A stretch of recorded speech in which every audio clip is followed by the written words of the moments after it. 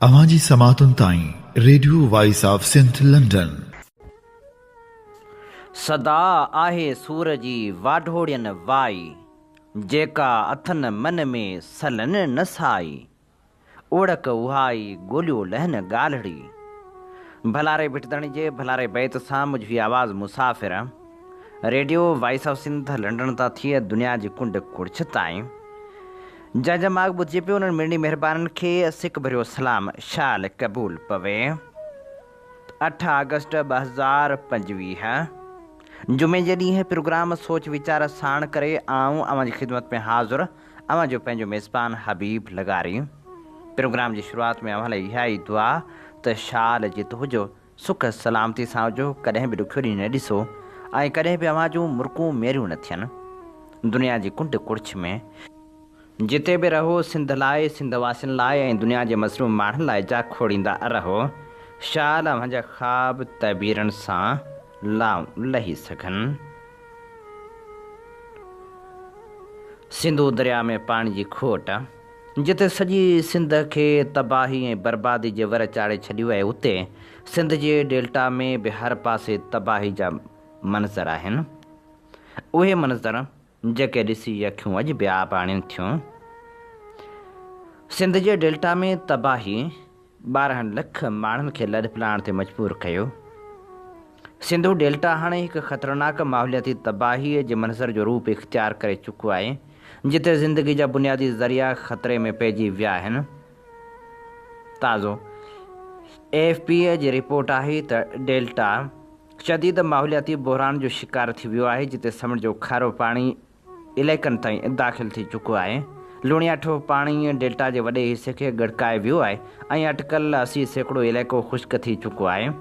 खारो छाण जा केतिरा ई ॻोठ हिन दुनिया तां बि मिटिजी ऐं मेसारजी चुका आहिनि। ज़रायत ऐं माहीगीरी ते भाड़ींदड़ हज़ारे ख़ानदान बेघर थी विया आहिनि, जॾहिं त लॻभॻि 12 लख माण्हू लॾपलाइण ते मजबूर थी चुका आहिनि। डेल्टा में पाणी जे वहिकरनि में घटिताई जा मुख्य सबबु नहरी निज़ाम, पन, बिजली मनसूबा ऐं मौसमी तब्दीलियूं आहिनि। इलाइक़े में लूणियाठ 70% ताईं वधी वियो आहे, जंहिं सबबु फसलनि सां गॾु मच्छीअ ऐं झींगनि जो नस्ल बि तबाह थी वियो आहे। ठठे जे डेल्टा वारे इलाइक़े सां वास्तो रखंदड़ साफ़ी इलियास समय मूजिबि पाणी जी खोड़ सबबु इंडस डेल्टा जे छोड़ वारनि इलाइक़नि, सजण वारी बाबीहो डांढो समेत समूरी साहिली पट्टी में पाणी जी शदीद खोट थियण करे ॾुकार वारी सूरतहाल पैदा थी। ज़रई पाणी जी त अॻे खोट हुई, पर हाणे त पीअण जे पाणी जा ज़रिया बि ख़तमु थी रहिया आहिनि। सूरतहाल तमामु घणी गंभीर थींदी पई वञे। नालनि ज़रिए साहिली पट्टीअ जे पुछड़ में पाणी न पहुचण जे करे सॼे इलाइक़े जो जर्ब मुकमिल तौर ते खारो थी वियो आहे। ज़राए जे लाइ पाणी त अणलभ आहे, पर इंसाननि, जानवरनि तोड़े पखी पिखण जे लाइ बि पीअण लाइ पाणी अणलभ थींदो वञे। इंडस डेल्टा में पाणी न अचण जे करे समुंड ॾींहों ॾींहुं अॻियां वधी ॿियनि इलाइक़नि खे वकड़ में आणे रहियो आहे, जंहिं करे इलाइक़े मां वॾे पैमाने ते लॾपलाइण थी रही आहे। इलाइक़े वासियुनि जो को पुरसां हाल न आहे। हिन इलाइक़े जो ज़रायत खां पोइ ॿियो वॾो गुज़र सफ़र समुंड जे शिकार ते आहे। उन जो बि ॾींहों ॾींहुं ख़ात्मो थींदो पियो वञे, छो त इंडस डेल्टा में मिठो पाणी न अचण जे करे मच्छीअ यानी झींगे, खेखड़े, जेलीफिश समेत हर शइ जो तेज़ी सां ख़ात्मो थी रहियो आहे। हेॾी वॾी तबाही जे बावजूदि पंजाब सिंध जे हिसे जो पाणी बि हड़प करे वञे थो। सिंधू दरिया मां 6 नवां कैनाल कढण जूं साज़िशूं बि जीअं जो तीअं जारी आहिनि, जंहिंसां पंजाब जो रेगिस्तान त साओ थी वेंदो, पर सिंध बंजर बणिजी वेंदी। अॻ में ई सिंध जे हिसे जो पाणी पंजाब खणी थो वञे, जंहिंजे करे केतिरा ई इलाइक़ा बंजर बणिजी विया आहिनि। समुंड बि साहिली पट्टी में वॾी तबाही आंदी आहे। समुंड जे तेज़ी सां अॻिते वधण करे केटी, बंदर, खारो छाण, घोड़ाबारी ऐं मिरपुर साकरो तालुक़नि जूं 25 देहूं समुंड गड़काए वियो आहे। समुंड जे तेज़ी सां वधण करे ख़तरनाक सूरतहाल पैदा थी रही आहे। जर खारो थी रहियो आहे, जंहिं करे ज़िंदगियूं सख़्तु मुतासिर थियूं आहिनि।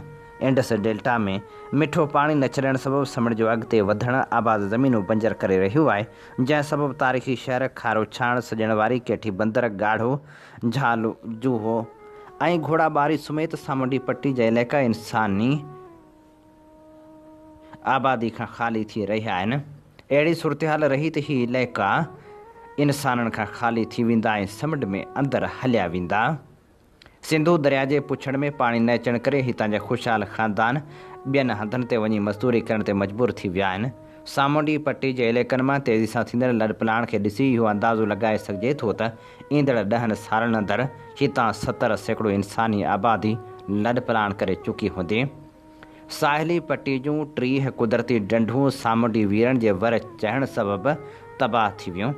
सिजावल ज़िले जी वॾी ढंढ समुंड अंदरि हली वई ऐं लॼाणू ढंढ, विंगार ढंढ, माठी ढंढ, कोरी लाहन वारी चर ऐं ॿियूं ढंढूं समुंड उजाड़े छॾियूं आहिनि। ढंढनि जी तबाही सबबि मच्छरनि जा समेत नसल ख़तमु थी विया आहिनि। हिन वक़्तु ज़रूरत इन ॻाल्हि जी आहे त सामुंडी पट्टी जे इलाइक़नि जे मुख्य बैराज उॾेरो लाल समेत 18 शाख़नि जी पुछड़ी में मिठे पाणी जी खोट ख़तमु करे इंडस डेल्टा में मिठो पाणी छॾियो वञे ऐं सामुंडी पट्टी जे इलाइक़नि जे माण्हुनि खे पीअण जो पाणी मुहैया करण समेत ज़राए जो पाणी फ़राहम कयो वञे त जीअं सामुंडी पट्टी ते आबाद ॻोठनि ऐं शहरनि खे समुंड जे गड़काइण खां बचाए सघिजे। अवां जी समातुनि ताईं radio voice of Sindh London. आम हीअं ॿुधी रहिया आहियो radio voice of Sindh London. अवां जी ख़िदमत में प्रोग्राम पेश कयो पियो वञे सोच वीचार जे हिन सफ़र में आम अवां सां मुखातिब अवां जो पंहिंजो मेज़बान हबीब लगारी। ख़बरूं आहिनि त 58,000 पाकिस्तानियुनि 57 मुल्कनि में तक़रीबन 8 अरब डॉलरनि जूं मिल्कियतूं ख़रीद करे वरितियूं आहिनि। उन्हनि में 750 हाज़िर सर्विस ऐं रिटायर्ड सरकारी ऑफिसर बि शामिल आहिनि जिन ॿाहिरियनि मुल्कनि जी शहरियत हासिल करे मिल्कियतूं ठाहियूं आहिनि। मिल्कियतूं ख़रीद कंदड़नि में 56 सियासतदान बि शामिल आहिनि। हूअं ॾिठो वञे त पाकिस्तान जा सियासतदान सियासत वसीले पैसो गॾु कंदा आहिनि ऐं उहो पैसो जेको तक जे माण्हुनि ते ख़र्च थियणु खपे उहो ॿाहिरियनि मुल्कनि में मुंतक़िल करे छॾींदा आहिनि। शायदि इहो ई सबबु आहे जो मिल्कियतूं ख़रीद कंदड़नि में 56 सियासतदान बि शामिल आहिनि। 2012 खां पोइ 37,000 पाकिस्तानियुनि पंहिंजी पाकिस्तानी शहरियत बि ख़तमु करे छॾी आहे। ज़रिया ॿुधाइनि था त ॿाहिरियुनि मुल्कनि में मिल्कियतूं ख़रीद कंदड़ पाकिस्तानियुनि बाबति हुकूमत खे सॼी ॼाण मिली वई आहे। उहा मालूमात रियासत खे 2018 खां मिली रही आहे। 58,000 पाकिस्तानियुनि बाबति FBI, स्टेट बैंक, मरकज़ी बैंक जी फिनांशियल यूनिट नेब FIA खे मालूमात मिली आहे। पाकिस्तान सरकार पहिरें मरहले में 450 पाकिस्तानियुनि ख़िलाफ़ टैक्स बदउनवानी जा केस हलाइण जो फ़ैसिलो कयो आहे। उहे पाकिस्तानी BTA शहरियत रखनि था। 750 ऑफिसर जिन में कुझु रिटायर्ड आहिनि उन्हनि BTA शहरियत इख़्तियार कई आहे। 56 माण्हुनि जो तालुक़ु सियासत सां आहे। उन्हनि मां 24 पार्लियामानी मेंबर बि रहिया आहिनि। 8 हिन वक़्तु बि पार्लियामानी मेंबर आहिनि। संदन इलेक्शन कमीशन में गोशवारा जमा थियल आहिनि जॾहिं त जिन 37,000 पाकिस्तानियुनि मुल्क जी शहरियत छॾी आहे उन्हनि में 300 नंढा वॾा वापारी बि शामिल आहिनि। सरकारी मुलाज़िमनि बाबति IBA ऐं ॿियनि ॻुझनि एजेंसियुनि हिकु स्क्रूटनी शुरू कई हुई जंहिंमें खाइण सुवाल कयो वियो त छा उहे या संदन घरवारी ॿार ॿिटी शहरियत रखंदड़ आहिनि। 4 लख सरकारी मुलाज़िमनि जी स्क्रूटनी थी चुकी आहे जंहिंमें ख़बर पई आहे त घटि में घटि 2,500 सरकारी ऑफिसरनि जूं घरवारियूं संदन ॿार या हू पाण ॿिटी शहरियत रखनि था। दिलचस्प ॻाल्हि हीअ आहे त केतिरा ई केस छिरकाईंदड़ आहिनि। मिसाल तौरु पार्लियामेंट में मुक़ररु हिकु ऑफिसर पंहिंजे घर भातियुनि खे परॾेही ऑफिसरी यूरोपीय मुल्क स्विट्ज़रलैंड में स्पॉन्सर करायो आहे। उते हुनजी घरवारी ससु ऐं ॿारनि शहरियत हासिल करण लाइ सियासी पनाह जी दरख़्वास्त ॾेई छॾी आहे। इन मामले ते स्विट्ज़रलैंड जी हुकूमत परॾेही वज़ीर इसाक डार खे शिकायत करे छॾी आहे। अहिड़ी तरह हिकु फ़ौजी ऑफिसर जेको अमेरिका में मुक़ररु कयो वियो हो उते वञी हुन सियासी पनाह लाइ दरख़्वास्त ॾिनी आहे। हूअ पाकिस्तान वापसि न आयो आहे न वरी वापसि अचणु चाहे थो। ॿाहिरि मुल्क में मिशननि ते मुक़ररु थींदड़ केतिरा ई ऑफिसर मुल्क वापसि अचण लाइ तयार ई न आहिनि। केतिरनि ई सरकारी ऑफिसरनि ग्रीन कार्ड हासिल करे वरिता आहिनि। उन्हनि कंहिं न कंहिं तरीक़े सां पैसो ॿाहिरि मुल्क मोकिलणु शुरू करे छॾियो आहे। इन मामले ते बि इंक्वायरियूं जारी आहिनि। पर सवाल वरी बि इहो अचे थो जॾहिं आर्मी चीफ रिटायरमेंट खां पोइ मुल्क छॾे थो वञे या वरी चीफ जस्टिस रिटायरमेंट खां पोइ मुल्क छॾे वञनि था त पोइ उते सियासतदाननि ख़िलाफ़ केरु कार्रवायूं कंदो? कारोबारी तबिको या उहे माण्हू जिन वटि 4 ॾोकड़ हूंदा आहिनि उहे चाहींदा आहिनि त ज़िंदगी सुखी ऐं सवले नमूने सां गुज़रे, जंहिंजे करे उन्हनि वटि जॾहिं बि पैसा थिया आहिनि त उन्हनि कोशिशि कई आहे उन्हनि मुल्कनि में वञी रिहाइश इख़्तियार कजे जिते घटि में घटि ज़िंदगी सकून सां गुज़री सघे। पर उहे हुक्मरान या उहे वॾा ऑफिसर या उहे इदारनि जा सरबराह जेके हिन मुल्क जा ॼण त वाली बणियल हूंदा आहिनि ऐं जेके हिन मुल्क जा कर्ता धर्ता हूंदा आहिनि उहे ई जेकॾहिं आवाम जो पैसो ॿाहिरि मुल्क मुंतक़िल करे था छॾनि ऐं पोइ हूअ उते रिहाइश इख़्तियार कनि था त उन्हनि ख़िलाफ़ लाज़मी तौरु कार्रवाई थियणु खपे, छो त उन्हनि वटि पैसा पंहिंजा न हूंदा आहिनि। हूअ करप्शन करे आवाम जो पैसो पहिरियां ॿाहिरि मुल्क मुंतक़िल कंदा आहिनि ऐं पोइ जॾहिं उन्हनि जे हथ वस में इक़्तिदार नाहे रहंदो त हू परॾेह मुंतक़िल थी वेंदा आहिनि। उहे माण्हू आहिनि, उहे अमलदार आहिनि, उहे ऑफिसर आहिनि, उहे पार्लियामानी मेंबर आहिनि जेके कॾहिं पंहिंजो इलाजु हिन मुल्क जे इस्पतालनि मां नाहिनि कराईंदा। हुजणु त ईअं खपे। जेके हुक्मरान दावाऊं कंदा आहिनि त असां आवाम खे सहूलियतूं ॾिनियूं आहिनि उन्हनि ते ॿाहिरि मुल्क मुंतक़िल थियण ते पाबंदी मढ़ी वञे ऐं उन्हनि जो इलाजु सरकारी इस्पतालनि मां थियणु खपे त जीअं उन्हनि खे अहसासु थी सघे त उन्हनि आवाम सां कहिड़ो हशर कयो आहे ऐं उन्हनि पारां ॿाहिरि मुल्क मोकिलियल रक़म जे करे मिसकिन माण्हू वेतर मिसकिन छो थियो आहे। अवां जी समातुनि ताईं radio voice of Sindh London. अवीं ॿुधी रहिया आहियो radio voice of Sindh London.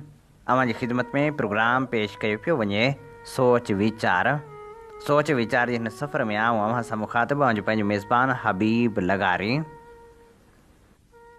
सचाई जे हिन सफ़र में radio voice of Sindh London केतिरनि ई सालनि खां पंहिंजो सफ़र जीअं जो तीअं जारी रखियो पियो अचे। हीउ उहो ई सफ़र आहे जंहिंमें मुश्किलातूं बि आयूं आहिनि, जंहिंमें पेर पिथूं बि ज़रूरु थिया आहिनि, पर इन सफ़र में वक़्त जे अॻियां कंहिं वक़्त बि नाहियूं बीठा ऐं कॾहिं बि असां सिंध जे हक़नि जी सौदेबाज़ी नाहे कई ऐं न वरी कॾहिं आवाम जे हक़नि खे नीलाम कयो आहे।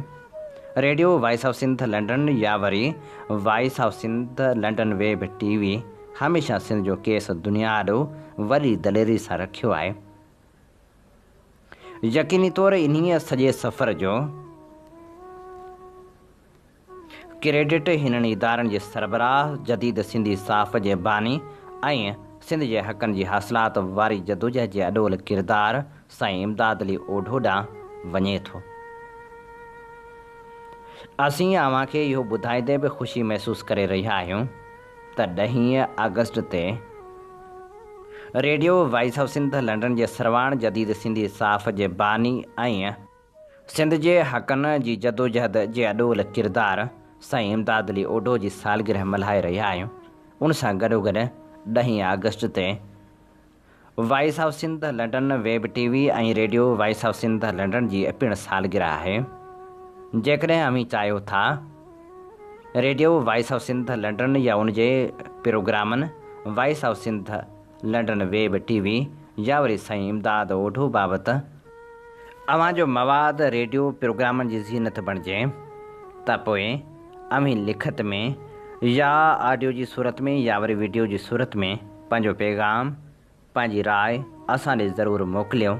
असीं उनखे बहितर नमूने सां बहितरीनु कवरेज ॾींदासीं ऐं जेकॾहिं अमीं चाहियो था त इन ॾिहाड़ जे मौक़े ते हिन इदारे जी माली सहायता थी पवे त पोइ पंहिंजो या पंहिंजे कारोबार बाबति असांखे इश्तिहार लाज़मी ॾियो। सचाई जे हिन सफ़र में हीउ इदारो पंहिंजे हड़ा वड़ा पंहिंजो सफ़र जारी रखियो पियो अचे। प्रोग्राम सोच वीचार में हाणे गैर महफ़ूज़ बणिजी वियल सिक्योरिटी गार्डन बाबति अला बख़्श वफ़ा लगारी जी लिखणी अव्हां जे समातनि जी नज़र करियूं था। जॾहिं बि असीं कंहिं बैंक इस्पताल स्कूल या वापारी मर्कज़ में दाख़िल थींदा आहियूं त सभ खां पहिरीं हिकु माण्हू साम्हूं अची बीहंदो आहे, न त ऑफिसर न को मालिक, पर हिकु ग़रीब सिक्योरिटी गार्ड जंहिंजे अखियुनि में चौकसी, हथनि में मज़बूत छटी, पर दिलि में हज़ार फ़िक्रनि जो घेरो हूंदो आहे। हू पाण त दर ते बीठल हूंदो आहे, पर संदसि ज़िमेवारी अंदरि जे हर माण्हू जी हिफ़ाज़त करणु हूंदी आहे। कुझु ॾहाका अॻु अहिड़ियुनि जायुनि ते पुलिस जा अहलकार मुक़ररु हूंदा हुआ जंहिंजी ड्यूटी 8 कलाक, पघार 45 खां 50,000 ऐं सरकारी सहूलियतूं मुयसरु हूंदियूं हुयूं। पर वक़्त जी फेरघेर सां जॾहिं ख़ानगी सिक्योरिटी कंपनियुनि जनमु वरितो, तॾहिं हिन हिफ़ाज़त जी सिपाही जी क़िस्मत ते बि लॻभॻि बदक़िस्मती जा दर खुली पिया। अॼुकल्ह जे सिक्योरिटी गार्ड जी ड्यूटी 12 कलाक, पघार 18 खां 37,000 ताईं, न का मेडिकल सहूलियत, न को इंश्योरेंस, न ई मरण खां पोइ ख़ानदान लाइ का मुआवज़े जी उमेद। अफ़सोस त जंहिं शख़्स ते इदारनि जी हिफ़ाज़त जी ज़िमेवारी आहे, उन जे पंहिंजनि जी हिफ़ाज़त जो को बि बंदोबस्तु न आहे। ॿिए तरफ़ सिक्योरिटी कंपनियुनि जे मथियनि सीटनि ते वेठल माण्हू वॾियुनि वॾियुनि गाॾियुनि में घुमनि, फेसबुक ते तस्वीरूं पोस्ट कनि था त जीअं ज़ाहिर करे सघनि त हूअ सिक्योरिटीअ जे निज़ाम जा मज़बूत पिलर आहिनि। पर हिन निज़ाम जे बुनियाद में जेको मज़दूर आहे, उहो पघर सां भरियल लिबास में सुबुह खां शाम ताईं बेहोश थींदो ऐं शाम खां सुबुह ताईं थधि में सड़ी वेंदो। कॾहिं कॾहिं त हालतुनि जी अहिड़ी इंतिहा थी पवे थी जो सिक्योरिटी गार्ड जी ख़्वाहिश हूंदी आहे त कंपनी जो ऑफिसर रुॻो संस हाल पुछे। पर अफ़सोस इहो बि तॾहिं ई थींदो आहे जेकॾहिं गार्ड मिठाई या चॉकलेट वठी अचे त साहिब ख़ुशि थो थिए, न त ॿीं सीट मिली वेंदी जो टको ॾेई खेसि हटाए छॾींदो आहे। छा इहो इंसाफ़ु आहे? छा असांजो समाज जो सलूक उन शख़्स सां करे थो जेको असांजी हिफ़ाज़त करे थो? जॾहिं को सिक्योरिटी गार्ड पंहिंजी ड्यूटी दौरान शहीद थिए थो त संस वारसनि लाइ को बि लाॻापियल इदारो नथो अचे, न ई को मुआवज़ो, न ई को एतिराफ़, बसि हिकु कारो कपिड़ो, हिकु ख़ामोशी ऐं चंद लफ़्ज़। असीं हुकूमत, ख़ानगी इदारनि ऐं सिक्योरिटी कंपनियुनि खे अपील करियूं था त सिक्योरिटी गार्ड लाइ कम जा कलाक क़ानूनी बणाया वञनि, संदन पघार पुलिस जे बराबरि मुक़ररु कई वञे, मेडिकल, इंश्योरेंस ऐं फ़ौतगी ते मुआवज़े जी सहूलियत फ़राहम कई वञे, उन जी समाजी हैसियत खे इज़त ॾिनी वञे जीअं हू पाण खे तहफ़ुज़ ॾींदड़ न पर क़ौम जो मुहाफ़िज़ सम्झनि। हीअ सिर्फ़ु मज़दूर न, हीअ असांजा नज़र न ईंदड़ मुहाफ़िज़ आहिनि। अचो त संदन दर्द सां निभाह करियूं त जीअं सुभाणे जॾहिं असीं पाण खां सिक्योरिटी गार्ड जे पासे में लॻूं त शर्म न पर फ़ख़ुरु महसूसु करे सघूं। अवां जी समातुनि ताईं radio voice of Sindh London. Radio voice of Sindh London तां अवां जी ख़िदमत में प्रोग्राम पेश कयो पियो वञे सोच वीचार। सोच वीचार जे हिन सफ़र में आऊं अव्हां सां मुख़ातिब आहियां जो पंहिंजो मेज़बान हबीब लगारी। ककड़ तालको रहियो आहे, पर हाणे उनखे तालके जो दर्जो बि न आहे। इन बाबति आवाज़ उथारींदे मोहम्मद बख्श मलाह लिखे थो, ककड़ पुराणे दौर में तालको रही चुको आहे। ककड़ शहर 1885 में ज़िले शिकारपुर जो सब डिस्ट्रिक्ट रही चुको आहे। 1942 में हिन शहर में दरियाई ॿूॾ आई हुई, जंहिं सबबि ककड़ शहर जे तालका हेड क्वार्टर खे आरज़ी बुनियाद ते ख़ैरपुर नाथन शाह मुंतक़िल कयो वियो हो। जंहिंखां पोइ ककड़ खां तालके जो दर्जो खसे ख़ैरपुर नाथन शाह खे तालको बणायो वियो, जेका उन वक़्तु हितां जे शहरनि सां वरी नाइंसाफ़ी कई वई हुई ऐं हितां जे माण्हुनि खे नज़रअंदाज़ करे शहर खे किन साज़िशनि तहत पोइ ते धिकियो वियो ऐं बासर माण्हुनि ककड़ खे यूनियन काउंसिल सतह ताईं बीहारे छॾियो, जेको हिन वक़्त ताईं यूनियन काउंसिल ताईं महदूदु आहे। जॾहिं त उन दौर में जेके ककड़ शहर सां गॾु तालका हुआ, जंहिंमें दादू, लाड़काणो, नुशर फिरोज़, ख़ैरपुर मीरस ऐं ॿिया शामिल आहिनि, उहे हिन वक़्तु ज़िले ऐं डिवीज़न जी हैसियत में अची विया आहिनि, पर ककड़ शहर खे यूनियन काउंसिल ताईं महदूदु रखियो वियो आहे। हिन शहर सां माज़ी में वॾियूं हक़ तलफ़ियूं ऐं नाइंसाफ़ियूं थियूं आहिनि। उन करे शहर सां थियल नाइंसाफ़ियुनि जो अज़ालो करे ककड़ शहर जे पुराणे तालके वारी हैसियत बहाल कई वञे, जेको शहर जो बुनियादी हक़ आहे। छाकाणि त हिन वक़्तु ककड़ शहर जी आबादी लॻभॻि 50,000 खां वधीक आहे। सिंध हुकूमत खे घुरिजे त ककड़ शहर खां खसियल तालके जो दर्जो बहाल करण जो ऐलान करे उन जो जल्द नोटिफिकेशन जारी कयो वञे त जीअं हितां जे शहरनि जो पुराणो मुतालबो पूरो थी सघे। ऐं हाणे वीचार वंडियूं था बदमनी जी उन बाह ते जेका आवाम खे अॼु बि साड़े पई ऐं सिंध खे मक़तल बणाए पई। सिंध मक़तल बणजंदी पई वञे, पर हुक्मराननि खे अञा ताईं इहा ख़बर बि नाहे पइजी सघी त संदन बादशाही जी कंहिं कुंड में कंहिंजी का राति रंजाए गुज़रे थी, कंहिंजी काइनात उजड़े थी, कंहिं घर में मातम बर्पा थिए थो, कंहिंजी जिंद जो जूनागढ़ झुरी वियो आहे। असांजे देश जा हुकुमरान त बादशाहनि खां पुछाणो केरु करे। बादशाह पुछाणे खां मथां हूंदा आहिनि। हिन देश में बादशाह अवामी एहतिसाब खां आजा हूंदा आहिनि। बादशाहनि लाइ कहिड़ा कानून? बादशाह जो सभ खां पहिरियों कानून पंहिंजो तहफ़ुज़ ऐं पंहिंजनि मुफ़ादनि जो तहफ़ुज़ हूंदो आहे। उन्हनि बादशाहनि हर दौर में सिंध खे कंहिं ॾहाकनि खां ॾोहनि जो ॾेह बणाइण वारनि कोशिशनि में वसा न घटायो आहे। तारीख़ में अमन ऐं आशिती शांति ऐं सकून वारी साणे जी सुञाणप रखंदड़ सिंध हिन वक़्तु बेअमनी जी भूअं बणिजी वई आहे। सिंध जो कचो धाड़ेलण जी थम ऐं थाक बणियल आहे। रियासती कानून खे धाड़ेलण ऐं ॾोहारियुनि अगवा करे वरितो आहे, जंहिं करे सिंध में कानून जी अमलदारी त परे जी ॻाल्हि, उन जे वजूद जी साबिती बि नथी मिले। ईअं थो महसूसु थिए ॼण सिंध रवांडा जे राहनि ते हली पई आहे। सिंध जे बादशाहनि खे त का बि परवाह न आहे। उहे अहिड़ा रत रुआरींदड़ लकाव वॾे अरसे खां इंतिहाई अफ़ू ऐं दरगुज़र जो मुज़ाहिरो कंदे ॾिसंदा रहिया आहिनि, ॼण त अमन अमान उनजे आइनी ऐं मनसबी ज़िमेवारी न हुजे। सियासत इबादत जीअं आहे, उन जे ज़रिए खे हक़ूक़ुल इबाद जी तकमील थिए थी। हुकुमरानी अवामी ख़िदमत जो नालो आहे, जंहिं लाइ अवाम पंहिंजे वोटनि जे ज़रिए मैंडेट ॾींदो आहे त जीअं हुकुमरान कानून जी अमलदारी ज़रिए अवाम जे तहफ़ुज़ वारे आइनी ज़िमेवारी पूरी करे सघनि। पर हिते शायदि हुकुमरान खे दिलि पशोरी जो ज़रियो सम्झी वरितो आहे। जो अमन अमान ऐं अवाम जे तहफ़ुज़ जी ज़िमेवारी उनजी तरजीह नज़र नथी अचे। सिंध में क़बीलाई दहशतगर्दी उरूज ते आहे। असां पाण खे क़ौम सॾायूं था ऐं क़बीलो त इर्तिका जे अदना दर्जे ते हूंदो आहे। पर हिते त सॼी उणत क़बीलाई नज़र ईंदी। उहे ई केतिरनि ई पीढ़ियुनि खां हलंदड़ क़बीलाई झेड़ा, उहे ई औरतुनि जे क़त्ल जा वाक़िया, उहे ई माण्हुनि जा भुंग ख़ातिर अगवा। असां अॻु बि हिननि कालमनि में इहो चवंदा रहिया आहियूं त समूरी क़बीलाई दहशतगर्दी, भुंग ख़ातिर अगवा, औरतुनि जे क़त्ल सुमेत ॾोहनि जे राकास जो जंहिं तोते में साह आहे, उन तोते जो नालो आहे भोतार।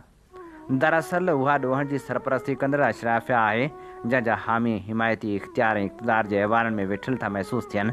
छो त जॾहिं हुन तोते जे कंध में हथु विझण ऐं उनजो घाटो मरोड़ण लाइ आवाज़ उथनि था त उन ते अमल में बि उहे रुकावट बणिजी साम्हूं अचनि था। सिंध जे इक़्तिदार ते उहो ई तबिको क़ाबिज़ आहे। उहो कीअं चाहींदो त सिंध में अमन अमान हुजे ऐं माण्हुनि खे मानी जे फ़िक्र मां निकिरी ॿियनि नाइंसाफ़ियुनि ते बि सोचण जो मौक़ो मिले। ख़राब हुकुमरानी ऐं कानून जी बालादस्ती जी खोड़ जा असर न रुॻो समाजी पर मुआशी तौर ते बि तबाह कुन आहिनि।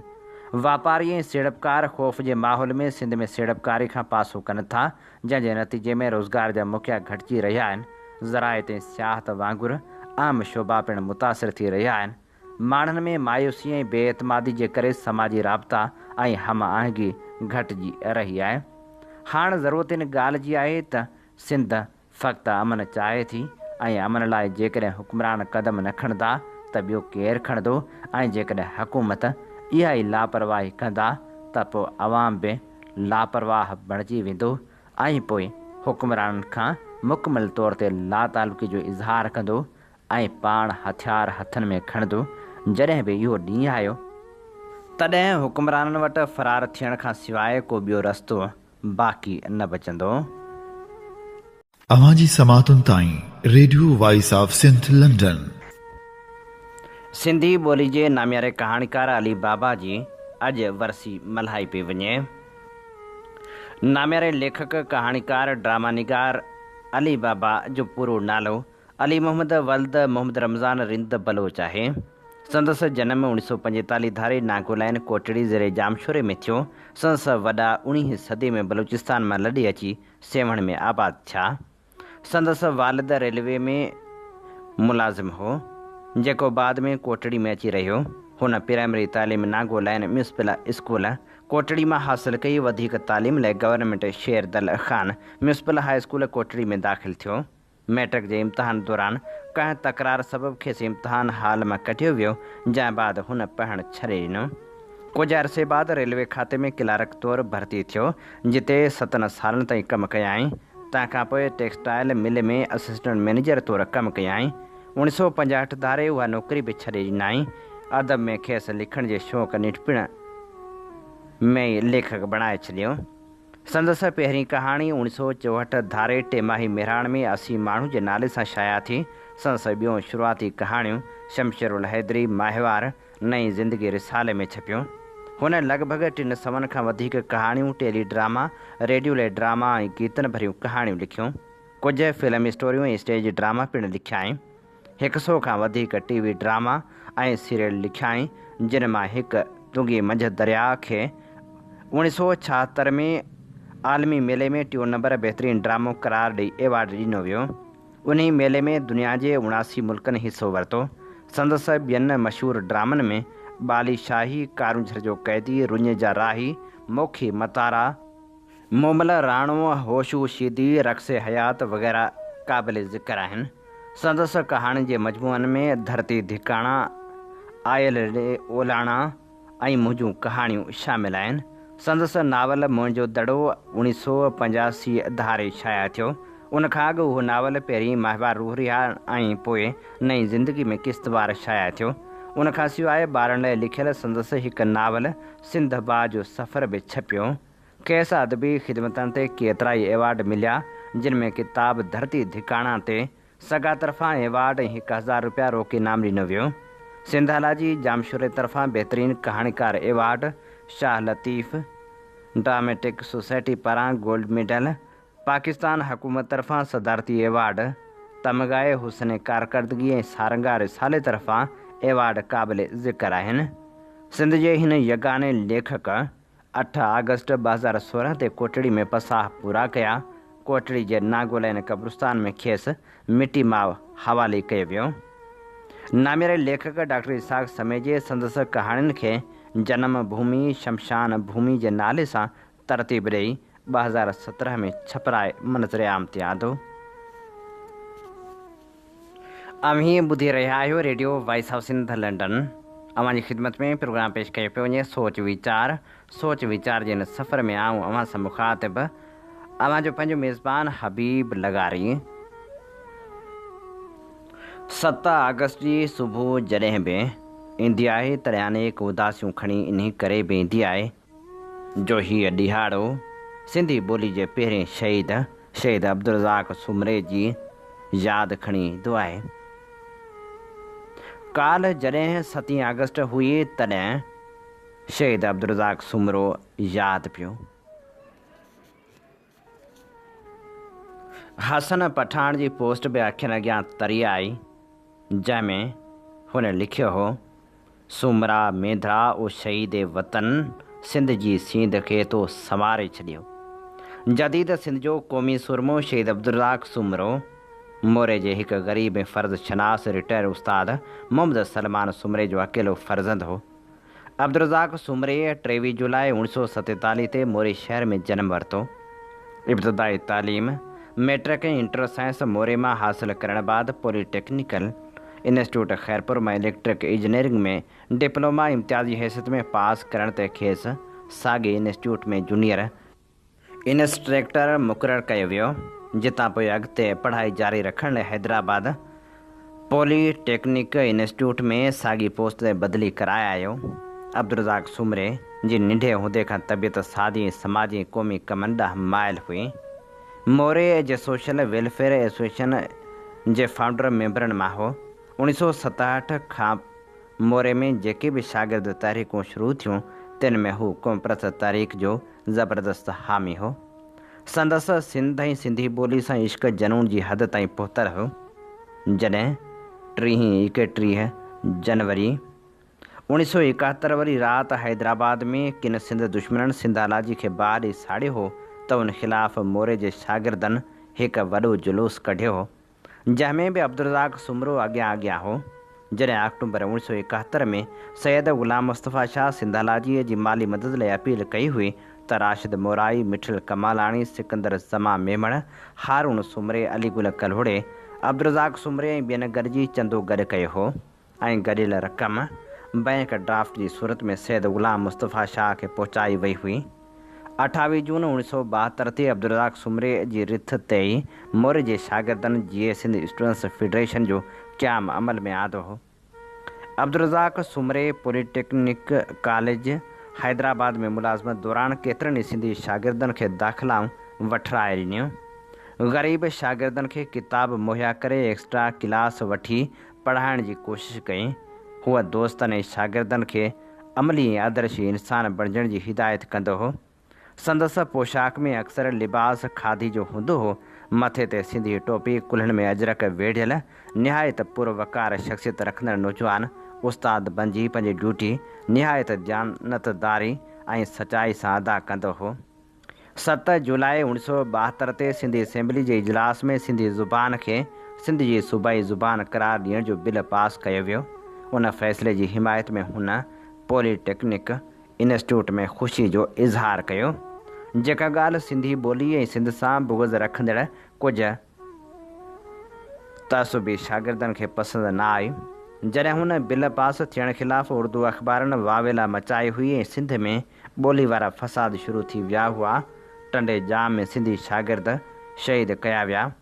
साईं GM सैद सिंध जे गश्त निकितो त 2 अगस्त 1972 ते मुस्लिम कॉलेज हैदराबाद में मथस बम सां हमिलो कयो वियो, जंहिंमें दोस्त मोहम्मद पराचा शहीद, नामवर मुसवर गुलमंद खत्री ऐं क़ौमी कारकुन उमर शुरू ऐं ॿिया शदीद ज़ख़्मी थिया हुआ।